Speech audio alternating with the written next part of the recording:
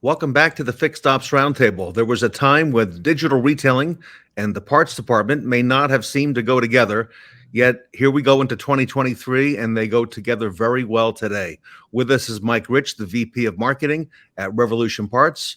Mike, welcome back to the Fixed Ops Roundtable. Hey, Ted, thanks for having me. Excited to be here. Getting ready for the Thanksgiving holiday and giving thanks for another amazing year of part sales online. And thank you, Mike and Revolution Parts, for all you do for the industry. You have really changed and been a big part of the change in how we sell parts. And that's what I want to talk to you about today. Digital retailing in the parts department, Mike. I would never have thought 10 years ago we would have a conversation like this. Yeah, no, it's really exciting. Digital retailing is actually one of my favorite topics when it comes to part sales. And it's kind of the secret sauce of selling parts. A lot of times we talk to dealers, new dealers to selling online, or maybe dealers who have had success, kind of dabbled in online sales before. Uh, and one of the sentiments we hear a lot is, oh, online sales, it's a race to the bottom, or I don't want to give my parts away for free. But the way you combat that is digital retailing. Price is not the only lever in the world. It's just one of the many levers. And digital retailing, what it is, it's a kind of a tool belt of other levers that dealers can pull to increase margins while selling online. And Mike, I think a big part of it is awareness, that the dealer does offer this product online. Would that be one of the first steps? Yeah, it is one of the first steps is just making the consumer aware that you're online. The real big way to look at digital retailing, though, is like how you present your products online. Uh, I think most parts managers and a lot of parts buyers have experience with the manufacturer catalog, the data that the OEM send you as a dealer, the GM sends you, that Ford sends you. It's not very consumer friendly at the end of the day. Mm. So it doesn't create a very compelling shopping experience for the end consumer.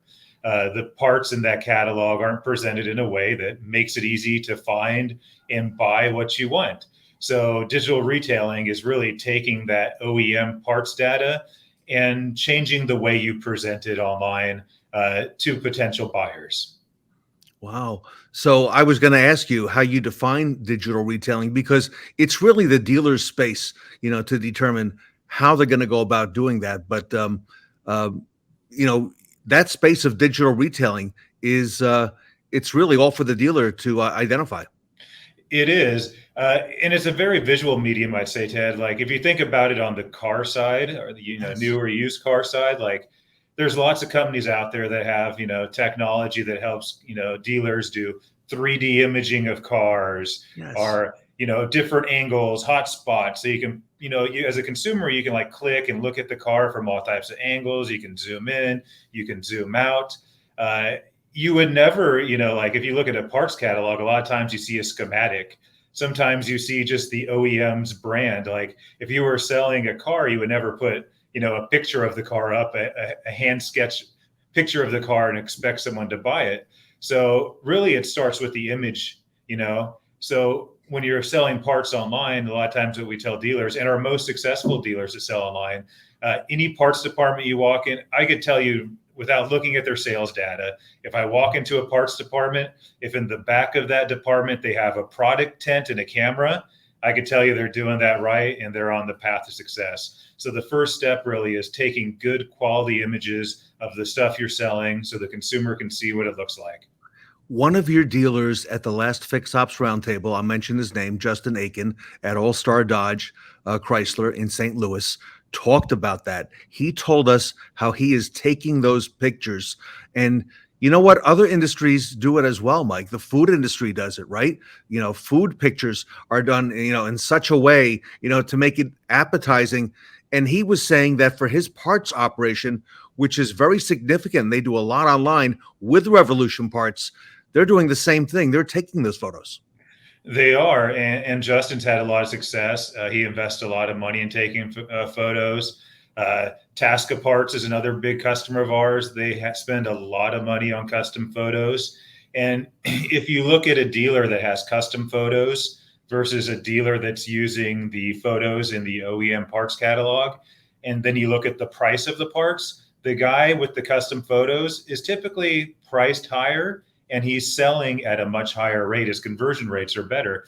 Because just think about it from a consumer, if you landed on a website and there wasn't a picture of the part you were going to buy, or it was just a sketch drawing of the part, would you buy that, or would you buy the one with a nice color image that you're able to see and compare to the part you're pulling out your vehicle? Yeah, there's a huge difference. You're right. And Bob Tasca, the Tasca Automotive Group, you mentioned that before. A great example, and I know they're a big Revolution Parts automotive group with you. So, Mike, how does all this together in digital retailing? How does this help drive more part sales for the dealer? Yeah, so what it does really is it increases the conversion rate by having those color images. It also increases pricing. So the images are just, step one. Step two is really the descriptions. So making sure the descriptions of your parts are consumer friendly. So when someone lands on the page and sees the part, like they can easily identify that that's the part they need. It's the keywords they would be searching for. So that's the key. It makes it easier for consumers to find your parts by making the parts titles and names more consumer friendly, which gets more traffic to your site. Another really cool thing you can do as a parts manager is something I like to call kitting or bundling. So basically what that is, you look at your popular parts you sell online and you're like, okay, I sell a lot of this water pump, for example. Well, what else does a consumer need when they buy a water pump? They need RTV silicone sealant. They need a gasket. So taking those three things and creating a bundle. Or if you see you're selling a lot of, brake pads for a particular car. Okay, well, they not only need the brake pads, they need the clips, they need the rotors. So you create bundles. And then by creating bundles, you're giving the end consumer everything they need to purchase to get the job done.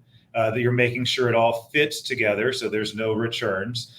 And then by bundling, you're also able to bake a little bit of more margin in there and increase your average order value. So it nets more profit for you as a dealer, and it makes a happier consumer because they get everything they need to do the job they're trying to do. This sounds almost like Amazon.com, Mike, but you're doing it for parts. Yeah, it's very Amazon, and Amazon's very big on this. A lot of our really successful dealers on eBay, that's one of the things they do is kitting. It's very popular. Many of our dealers do this with kitting. We have a feature in our software that allows you to build kits like this. So, and as a parts manager, this is your area of expertise. What a person needs to do the job. So by bundling all those things together, you make it much easier for them to make the purchase and get what they need. Mike, it sounds like the role of the parts department is evolving and it's happening in a big way. What impact is this digital retailing going to have, and does it have now on the customer experience? Yeah, so the customer experience is just improved through the digital retailing. It leads to customers coming back and you becoming kind of that trusted advisor for the end consumer, because you're providing them what they need to get the job done. You're providing them a friendly shopping experience. We see on our platform that 50% of purchases are actually from return customers, and that's because dealers are putting the work in to make sure the customer can have a great online shopping experience. Mike, this online thing is happening and it's growing, and the dealers doing it that are taking advantage of this are thriving. They're excelling, and it's not at all what you mentioned earlier. Someone said that race to the bottom. It's anything but that. No, no, it is. It's anything but that. It is a race. It's a race to get to the market. It's a race to, capture brand, and capture traffic, and, really take ownership of this market. It's really a little bit of, still in the beginning stages. Like it's grown really fast over the past couple years. I think we've seen 30% year over year growth rates for almost 3 years in a row now of online parts purchases, OEM online parts purchases, specifically. So there's a lot of opportunity for dealers to get in and kind of capture their market share and capture these customers and make them loyal advocates for their brand. Dealers have been doing this for a while in the sales department with new and pre-owned cars.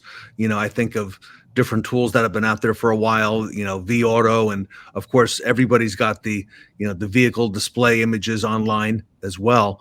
But now it's come to parts, Mike, and it's in a big way. And this is, if pardon my phrasing, this is going to revolutionize the parts industry. Yeah, no, it is going to revolutionize it. And by doing these things, it's really just taking it to the next step.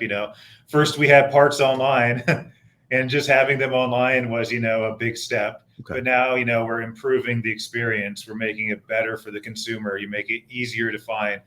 Related parts is like another great example, right? So when someone's on a page for a part, showing them parts that consumers also buy. And it's very similar to the Amazon experience, right? When you're shopping on Amazon and you're looking at something, Amazon's like, hey, people that bought that often buy this, this, and that with that part. So presenting parts to people that go with the thing they're buying. Mike, how do we start? How does a dealer get into this? I know you and I have talked before on some of the events and after dark shows that it may not be an overnight success to get in. They've got to get started. What are the early steps to doing this? Yeah, I mean, the first step really is making a commitment to selling online and getting in, realizing it's going to be some work. I'd say most dealers, it takes 9 to 12 months to really get up and running at a good clip. Obviously, I'd say first step is, visit our website, book a demo. My email's at the bottom. Email me and I can, connect you with someone and we can run a demo and show you how it works and, talk pricing and all that stuff. But yeah, first step is reaching out. I love it. And you're the marketing person at Revolution Parts. You're the VP marketing. You're helping dealers now, because I don't ever recall that we marketed my parts like at all. I mean, zero, right? I mean, they were just bought over the counter and that was it. And that experience was not a great experience. I know, having worked in the dealership. You're changing all that. Yeah, no, we market parts I run an agency here at Revolution Parts and a marketing team. Our agency markets parts for almost 500 dealers. We have like 2,000 dealers on the platform. And we see a lot of great success for, these dealers that we work with. And the marketing of parts is really unique too. I know this conversation is digital retailing, but the way we market parts, it's e-commerce. So what we're doing when we market parts online is we're trying to drive an online purchase. So we have a number we measure here called ROAS, which is return on ad spend, and we have another number called ROMS, which is return on marketing spend. So I say, hey Ted, my target for you, Ted, is if you use our company is to get you a 15x ROAS. What that means for every $1,000 you spend on marketing, I'm going to get you $15,000 in part sales. And you're able to track that all the way through from the dollar you spend to the dollar you get in sales, versus a lot of, departments in the dealership. They're running marketing campaigns and, trying to generate form completions or trying to get people to come into the dealership. Here you're spending $1 on marketing and you're seeing $10 or $15 go into your bank account. And that's incredible. That ROI is huge. Oh yeah, it's huge. How do I get in? What do we do? Yeah, give me an email. All right. Now, and by the way, is that only available to current Revolution Parts dealers, or for dealers who are thinking about doing this? So, yeah, it's both. So you could be a new dealer, or you could, be a current dealer with Revolution Parts. At the end of the day, you have to market your parts, right? So you can do all the beautiful digital retailing you want, but if you're not advertising, then no one's going to see all that effort you put in. So I usually say whether you use us as an agency, or you use a third-party agency, or if you do it yourself, there's plenty of dealers we work with that are, really savvy digital marketers that do the parts marketing themselves. but you need to drive traffic to your site and get people to start buying from you. And then you just need to give them that, incredible experience. So when they come to your site, you had to have an incredible experience from a digital retailing perspective. And then when they make that purchase, you also need to continue that incredible experience. You need to communicate. You could put bounce back stuff, offers in the box when you ship the parts. You can communicate via email with offers when when they buy the thing. And you just want to create a great experience and drive consumers to come back and buy from you again and again. Everyone, if you want to get in the game, the parts game for 2023, it's Revolution Parts. Mike Rich is the VP Marketing. Mike, give us that email again and the best way to get a hold of you. Yeah, you can email me, mrich@revolutionparts.com. It's going across the bottom of the screen. You can also visit our website, revolutionparts.com. There'll be a big old button in the top corner that says request a demo. You can do that if you want to, or chat us on the website. But yeah, if you want to start, get a hold of us. It's a great time, get everything set up and launch 2023 with a new parts department. Mike, I can't wait to see what 2023 has in store. You're constantly elevating our game in parts. On behalf of the Fixed Ops community, Mike Rich, I want to thank you. Wish you and your family a happy Thanksgiving, and thank you so much for all you do for our industry. Hey, thank you, Ted. Mike Rich from Revolution Parts here today at the Fixed Ops Roundtable.